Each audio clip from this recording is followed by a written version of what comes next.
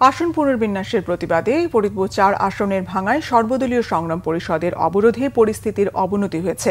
স্থানীয় এক সাংবাদিককে কোপানোর ঘটনায় পরিস্থিতি আরও থমথমে। সংবাদ সংগ্রহের সময় লাঞ্ছিত করা হয়েছে আরও কয়েক সাংবাদিককে। সকাল থেকে পরিস্থিতি স্বাভাবিক থাকলেও বেলা বাড়ার সাথে সাথে উত্তেজনা বাড়তে থাকে। চরম উত্তেজনা ছড়িয়ে পড়ছে উপজেলা পরিষদ এলাকাতেও। উত্তেজিত জনতা সেখানে হামলা চালিয়ে বিভিন্ন কক্ষে তছনছ ও ভাঙচুর করা হয়। একই সঙ্গে হামলা করা হয় থানায়। এ সময় ভেতরে আটকা পড়ে পুলিশ। হামলাকারীরা থানায় জব্দ করে রাখা একটি অ্যাম্বুলেন্সে অগ্নিসংযোগ করে।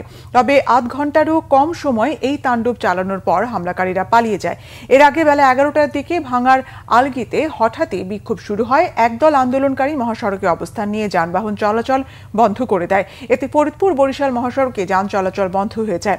বেলা 12টার দিকে অবরোধকারীরা ভাঙা থানা ঘেরাওয়ের চেষ্টা করলে তা প্রতিহত করে আইনশৃঙ্খলা বাহিনী। গ্রামে মাইকিং করে দেশীয় অস্ত্রশস্ত্র নিয়ে অবরোধে যোগ দিতে আহ্বান জানানো হয়। স্থানীয়রা জানান, আলগি ইউনিয়নের সঙ্গে ওই রোড ব্লকেডে পাশের হামিদ ইউনিয়ন থেকে এসে যোগ দিয়েছে আরও বহু মানুষ। অবরোধকে ঘিরে ঢাকা খুলনা মহাসড়ক সহ বিভিন্ন স্থানে আইনশৃঙ্খলা বাহিনীর সদস্যরা অবস্থান নিয়েছে।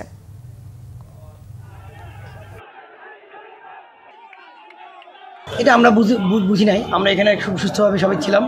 তারা লোকাল থানার ওই দিক থেকে আসার পরে হঠাৎ করে 2-3 লোক প্রথম দৌড় দেওয়ার পর তারপরে শত শত লোক একসাথে চলে আসে। ভাঙচুর হয়েছে।